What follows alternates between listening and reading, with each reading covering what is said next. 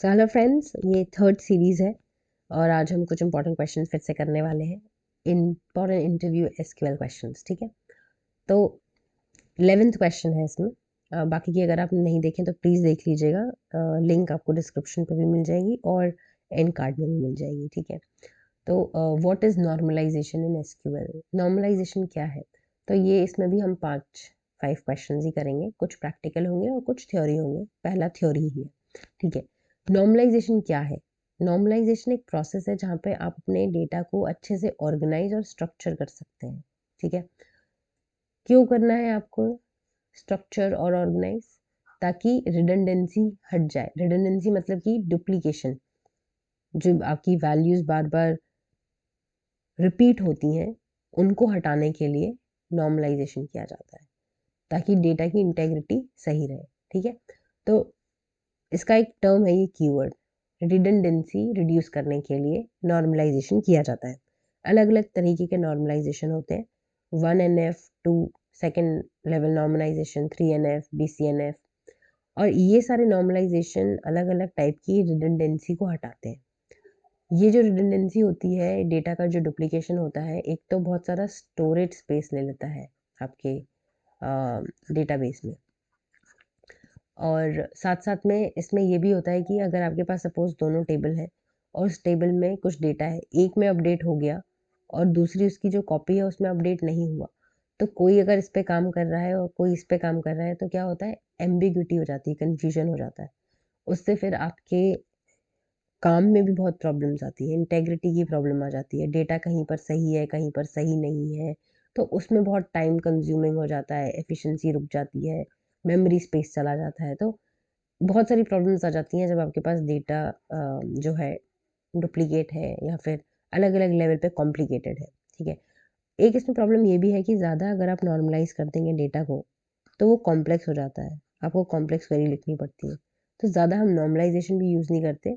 Common जो है 1NF, 2 और 3 तक चलता है, ठीक है। जो कि बहुत बेसिक बेसिक चीज़ें जो हैं, कुछ इसमें रूल्स होते हैं, ठीक है, कि प्राइमरी की फॉरेन की को लेके डुप्लीकेशन वैल्यूज़ की, वो सारी चीज़ें हैं जो हम फॉलो करते हैं, तो वो नॉर्मलाइजेशन एस्टेब्लिश हो जाता है। लेकिन जस्ट एक ओवरव्यू था कि नॉर्मलाइजेशन क्या होता है एसक्यूएल में। तो सिंपल है कि डेटा की रिडंडेंसी रिड्यूस करने के लिए और इम्प्रूव करने के लिए इंटेग्रिटी। आप सिर्फ रिड्यूस कर सकते हो, उसको पूरी तरीके से ख़त्म नहीं कर सकते, ठीक है, ये याद रखिएगा। चलिए नेक्स्ट क्वेश्चन पे चलते हैं, दैट इज एग्रीगेट और स्केलर फंक्शन एसक्यूएल में क्या होते हैं, ठीक है। एग्रीगेट और स्केलर फंक्शंस, तो एग्रीगेट मतलब नाम से समझ में आ रहा है कोई कैलकुलेशन परफॉर्म करेगा। एग्रीगेशन फंक्शन कैलकुलेशन परफॉर्म करते हैं कोई सेट ऑफ वैल्यूज़ पे और रिटर्न करते हैं एक सिंगल वैल्यू, जैसे कि सम हो गया, एवरेज हो गया, काउंट, मिन, मैक्स, ये हो गया एग्रीगेट फंक्शन। तो आप सम किसका करोगे, जब आपके पास 5-6 वैल्यू होंगी तभी करोगे ना। जैसे आपके पास सेल्स है, ठीक है, आपके पास 10, 20, 30, 40, जब आप इनका सम करोगे तो आपके पास पूरी टोटल सम आ जाएगा। अगर आप इसका एवरेज निकालोगे तो आपके पास एक एक वैल्यू आएगी, ठीक है। तो सेट ऑफ वैल्यूज रिटर्न करती है एक सिंगल वैल्यू, है ना, ठीक है। और इसको हम यूज़ करते हैं ग्रुप बाय क्लॉज से, जो हम देखेंगे अभी प्रैक्टिकल में। और स्केलर फंक्शंस क्या होते हैं, सिंगल वैल्यू पे ऑपरेट करते हैं और एक ही वैल्यू रिटर्न करते हैं, ठीक है। जैसे कि इसमें क्या क्या होते हैं, lower, upper, length, concat and round. तो यहाँ पे आप एग्रीगेशन परफॉर्म नहीं कर सकते, कोई कैलकुलेशन नहीं करते, यहाँ पर सिंपल सिंगल वैल्यू रिटर्न होती है और ये सारे इसके फंक्शंस हैं। ये भी देखते हैं हम कैसे हम अभी एग्जीक्यूट करेंगे, ठीक है। तो हमारे पास ओके, हमने अभी पिछले वीडियोस में बहुत सारी एम्प्लॉय टेबल बनाई है, बहुत सारी टेबल बनाई है।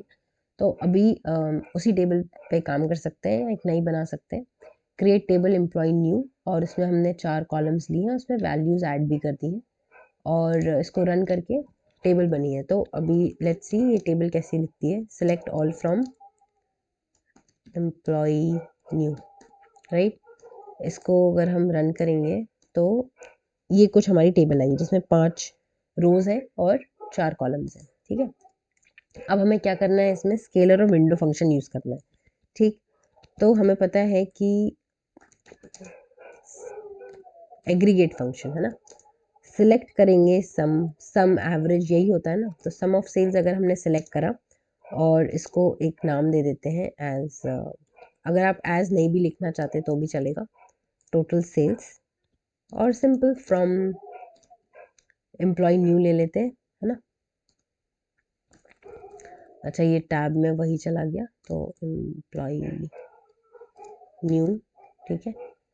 एंड इसको अगर हम रन करेंगे तो हमारे पास, अच्छा सेल नहीं है यहाँ पर, sale sorry sum of salary है,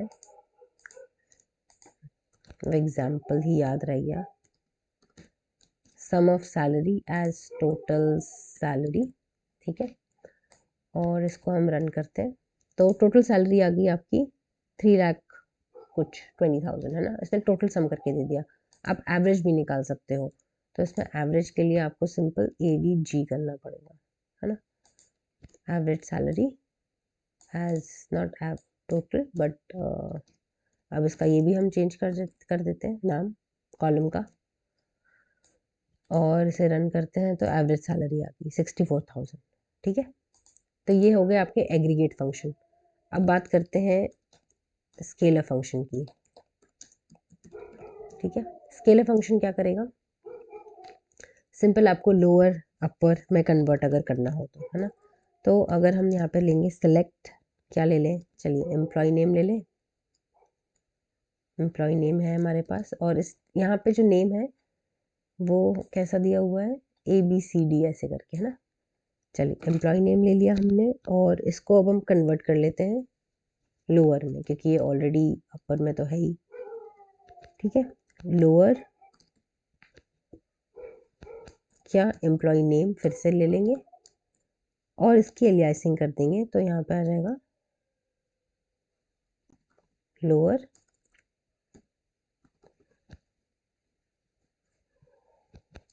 लोअर नेम,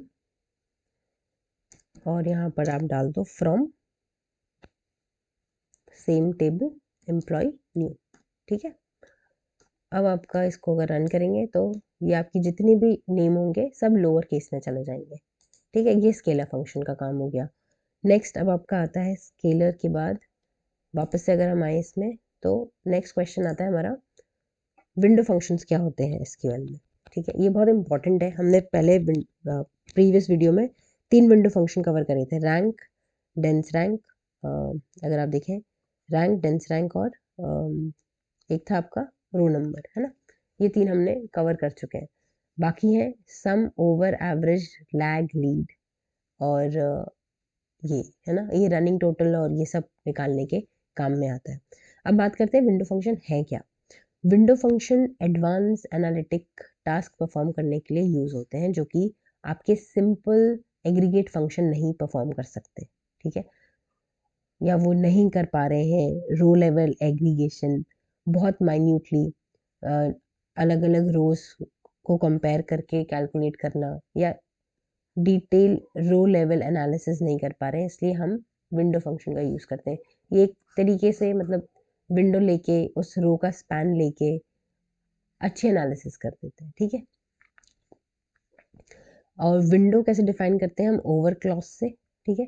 और window function they are used in analytical operation, जैसे कि रैंकिंग हो गया, रनिंग टोटल हो गया, परसेंटाइल हो गया, लीड लैग हो गया। लीड लैग कहाँ पर यूज़ होता है, जहाँ पे आपको टाइम स्टैम्प्स हो, है ना।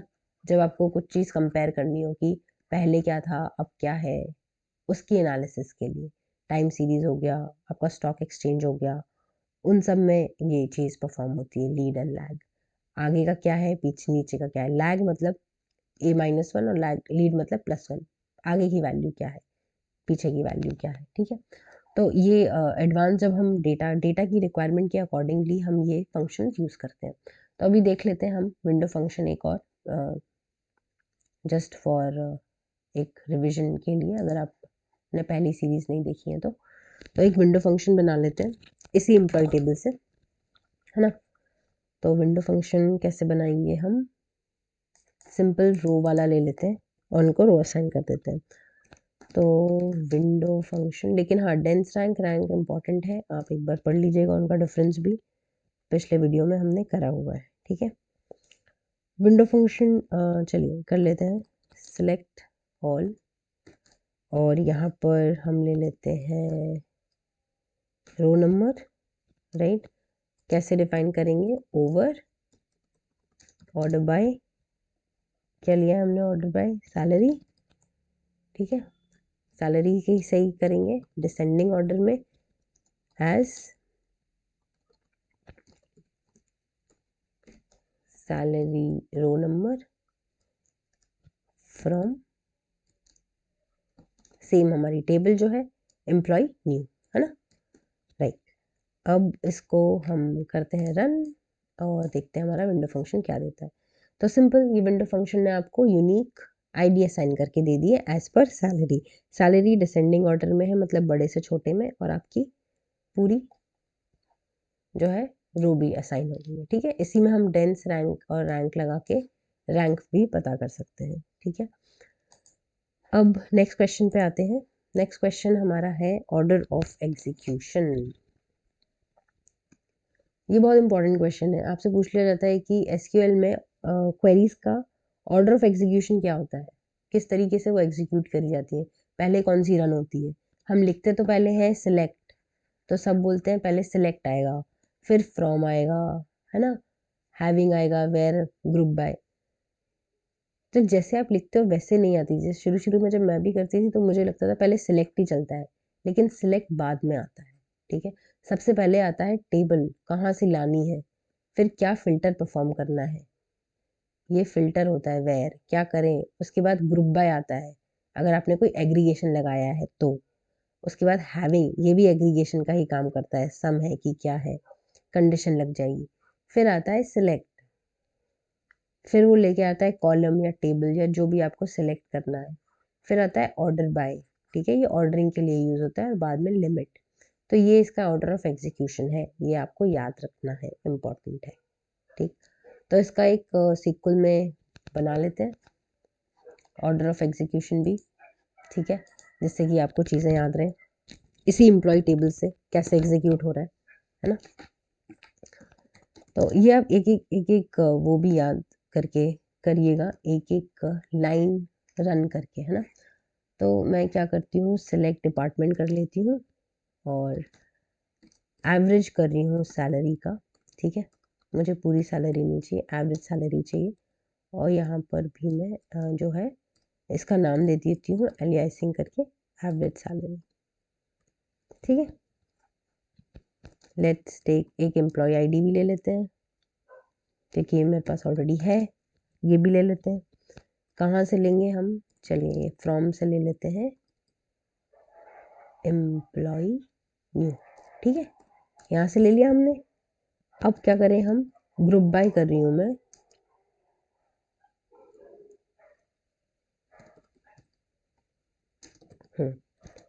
ग्रुप बाय किया मैंने, group by department, department wise मुझे सैलरी पता चल जाए लोगों की, और एम्प्लॉय आईडी भी कर देती हूँ।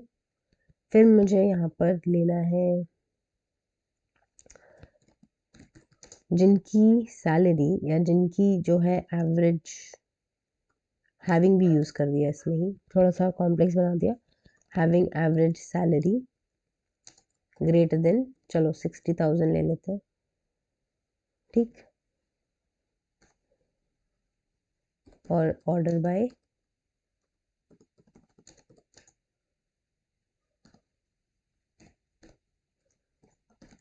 एवरेज सैलरी डिसेंडिंग ऑर्डर में। जब मुझे ऑर्डरिंग चाहिए तब भी मैं ऑर्डर बाय दूंगी, अदरवाइज ज़रूरी नहीं है। अगर मैं ये भी रन करती हूँ तो भी रन होगी क्वेरी, ठीक है। तो यहाँ पर सिंपल क्या आ रहा है, 75,000, 80,000, ये वो सैलरी आई है एवरेज जो मैंने कंडीशन में दी है। तो ये क्वेरी कैसे पढ़ी जाएगी, इसने सेलेक्ट किया डिपार्टमेंट, एवरेज और एवरेज सैलरी, ठीक है, मतलब एवरेज सैलरी ये कॉलम का नाम दे दिया मैंने, और एम्प्लॉय आईडी ये सबसे लास्ट में एग्जीक्यूट होगी। पहले ये गया एम्प्लॉय टेबल में, उसके बाद इसने ग्रुप करा डिपार्टमेंट से और एम्प्लॉय आईडी से। फिर इसने ये कंडीशन देखी कि क्या फ़िल्टर लगाया है, जहाँ पे आपने बोला कि एवरेज सैलरी 60,000 से ज़्यादा हो, वो आप ला दो। और अगर मैं नीचे वाली क्वेरी भी एग्जीक्यूट करती हूँ तो ये क्या करेगा, देखो ऑर्डर चेंज हो गया, ठीक है, 80,000 पहले आ गया और 75,000 बाद में आया। ये ऐसे भी चलेगी और ये ऐसे भी चलेगी, ठीक है, ओके। और अगर आपको ये चलाना है तो ये ऐसे भी चलेगी, ठीक है। Okay, don't get confuse. ये मैंने अभी ऑर्डर बाय, अभी मैंने क्या करा है, सिर्फ ग्रुप करा है डिपार्टमेंट और एम्प्लॉय आईडी, लेकिन अभी कोई कंडीशन नहीं लगाई है। कंडीशन जैसी मैं लगा दूंगी फिल्ट्रेशन चालू हो जाएगा, ठीक है। नेक्स्ट हमारा क्वेश्चन आता है, what are operators in SQL. Operators अगर हम देखें तो ऑपरेटर्स क्या होते हैं, सिंपल सिंबल या कीवर्ड होते हैं जो कि ऑपरेशंस परफॉर्म करते हैं एक या ज़्यादा एक्सप्रेशंस पर।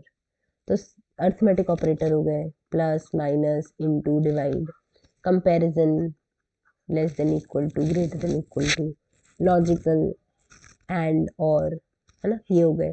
कंकैटिनेशन हो गया, प्लस, लाइक हो गया, इन हो गया, between, is, null, not null, ये सारे होते हैं ऑपरेटर्स एसक्यूएल, ठीक है। कुछ स्पेसिफिक टास्क परफॉर्म करने के लिए, कुछ ऑपरेशन परफॉर्म करने के लिए हम ऑपरेटर्स का यूज़ करते हैं, है ना। अब ये देखते हैं हम एसक्यूएल में इसको कैसे ऑपरेटर्स का एग्जाम्पल लेके समझा सकते हैं। अगर इंटरव्यू में पूछ लिया कि explain logical operators, explain arithmetic operators with an example, how will you use between and null, what does this mean, ये इसका मतलब क्या होता है, इसका मतलब क्या होता है, इसका मतलब क्या होता है ना। तो ये क्या है, ये लाइक है, लाइक ऑपरेटर है। जब आपको अपने डेटा से, स्ट्रिंग डेटा से कुछ वैल्यू चाहिए, तो ये देखते हैं हम कैसे एग्जीक्यूट करते हैं, ठीक है। तो इसमें हम देखते हैं ऑपरेटर्स, है ना। हमारी एम्प्लॉय वाली टेबल ही है। अब इसमें हमने क्या करा, अर्थमेटिक ऑपरेटर्स निकाले, सिलेक्ट ऑल करा एम्प्लॉय 1 से। अब नेक्स्ट हमने क्या करा, अर्थमेटिक ऑपरेटर्स में सिलेक्ट एम्प्लॉय आईडी, सैलरी। अब मैंने क्या करा, सैलरी जो है हमें क्या चाहिए, डिपार्टमेंट एचआर की सैलरी 1.1 से इंक्रीज हो गई है, ठीक है। तो वो सारे एम्प्लॉयज़ की सैलरी जो है वो बढ़ जाएगी जो डिपार्टमेंट एचआर में है। तो सैलरी को बढ़ा दिया हमने, इंक्रीज सैलरी कर दी और सैलरी भी निकाल दी। तो इसको जब मैंने रन किया तो अर्थमेटिक ऑपरेटर्स किए, उससे वो एम्प्लॉयज़ आ गए जो एचआर डिपार्टमेंट में है और जिनकी सैलरी की इंक्रीज और प्रीवियस सैलरी कितनी थी, ठीक है। इस तरीके से अर्थमेटिक ऑपरेशन हम परफॉर्म कर सकते हैं। कंपैरिजन ऑपरेटर में हम क्या करेंगे, कंपेयर करेंगे कि पहले तो सब सेलेक्ट कर लिया एम्प्लॉय 1 से, एम्प्लॉय कॉलम से, टेबल से, और सेलेक्ट करा जहाँ सैलरी ग्रेटर देन 60,000 है, तो सिर्फ हमको ये 2 एम्प्लॉय मिल रहे हैं जिनकी सैलरी ज़्यादा है और उनका डिपार्टमेंट मिल रहा है, ठीक है। ये कंपैरिजन ऑपरेटर हो गया जहाँ पे आपने कंपैरिजन दे दिया सैलरी से। नेक्स्ट आता है लॉजिकल ऑपरेटर। लॉजिकल में एंड और आएगा, तो यहाँ पर हमने क्या दिया, सिलेक्ट ऑल फ्रॉम एम्प्लॉय, जहाँ पे डिपार्टमेंट सेल्स है और सैलरी ग्रेटर देन 65,000 है, तो वो सिर्फ एक ही एम्प्लॉय का आ रहा है, ठीक। ऐसे ही आता है लाइक ऑपरेटर। तो लाइक ऑपरेटर में क्या है, ये कंफ्यूज करने के लिए भी बहुत यूज़ करते हैं। जैसे सिलेक्ट ऑल फ्रॉम एम्प्लॉय 1, अब where employee name like A percentile, तो मतलब स्टार्ट हो रहा है ए से, ठीक है। जब ए पहले आए तो ए पहले आएगा, और ए बाद में आएगा, परसेंट ए आता तो ए मतलब लास्ट में आ रहा है, ठीक है। और ए इधर आ रहा है मतलब ए पहले आ रहा है। कुछ भी हो सकता है, यहाँ पे कैट हो सकता है, आपको बस वो वर्डिंग पता होना चाहिए, ठीक है, कि वो किस नाम से आपके डेटा में वैल्यूज है। इन ऑपरेटर कैसे आएगा, सिलेक्ट ऑल फ्रॉम एम्प्लॉय, जहाँ पे डिपार्टमेंट इन, अब हमने इन का यूज किया है, department in HR and sales, HR और सेल्स है ये, ठीक है। तो दोनों आ जाएंगे, है ना, एचआर भी आ गया और सेल्स भी आ गया, ठीक है। ये इन ऑपरेटर है। एक कॉन्कैटिनेशन ऑपरेटर भी होता है जहाँ पर क्या करते हैं हम, सिलेक्ट एम्प्लॉय नेम प्लस करा, इसको मैं पहले रन करके दिखाती हूँ कि आएगा क्या। इस तरीके से कुछ क्वेरी है जहाँ पे एम्प्लॉय नेम भी आ रहा है और सैलरी भी आ रही है। सैलरी को सबसे पहले कास्ट करा है वेर कैर में, तभी जाके कॉन्कैटिनेट होगा, क्योंकि इसका हमने टाइप बदला है। सैलरी हमारी इंट में थी, हमने इसको पहले वेर कैर करा, तभी जाके वो एम्प्लॉय से जुड़ेगा, ठीक है। तो इसके बाद हमने इसको एक नाम दे दिया एम्प्लॉय इन्फो, और ये जो आप देख रहे हो पैरेंथेसिस, तो ये एक स्ट्रिंग में पहले बंद करी है, उसके बाद फिर इसको बंद किया है, ठीक है। फिर नेक्स्ट हमारा ऑपरेटर आता है इज नल और इज नॉट नल। ठीक, हमें वो सारी वैल्यूज चाहिए एम्प्लॉय टेबल से जो कि नल नहीं है। तो ये सारी वैल्यू, इसमें एक्चुअली कोई नल वैल्यू है ही नहीं, इसलिए कोई नल नहीं आएगी। ठीक है, तो अगर आपके पास नल वैल्यूज होती तो आप यहाँ लिखते इज नल, तो आपको नल वैल्यूज रिटर्न करता। एक आता है बिटवीन ऑपरेटर जो कि लास्ट ऑपरेटर है, और यहाँ पे क्या है, सिलेक्ट ऑल फ्रॉम एम्प्लॉय, जहाँ पे सैलरी अब हमने इसको दिया कि 60,000 to 70,000 के बीच में हो, बस वही एम्प्लॉयज़ हमें रिटर्न करो। तो इसने सिर्फ दिया कि एक ही एम्प्लॉय है जो कि सेल्स डिपार्टमेंट में है। ठीक है, तो ये सारे ऑपरेटर्स थे आपके एसक्यूएल में। ठीक है, अर्थमेटिक कंपैरिजन विद एग्जांपल्स, इस तरीके से आप एक टेबल बना सकते हो और अपना उनको बता सकते हो कि किस तरह से आप ये अर्थमेटिक ऑपरेटर्स जो है परफॉर्म करेंगे। ठीक है, सो बाकी कुछ भी प्रॉब्लम हो, कोई अगर आपको और क्वेश्चंस हो तो प्लीज़ कमेंट सेक्शन में लिखिएगा। और अभी के लिए ये एसक्यूएल सीरीज़ बिगनर लेवल के लिए थी। धीरे धीरे I will be bringing advance भी। ठीक है, चलो चलो, till then thank you and happy learning.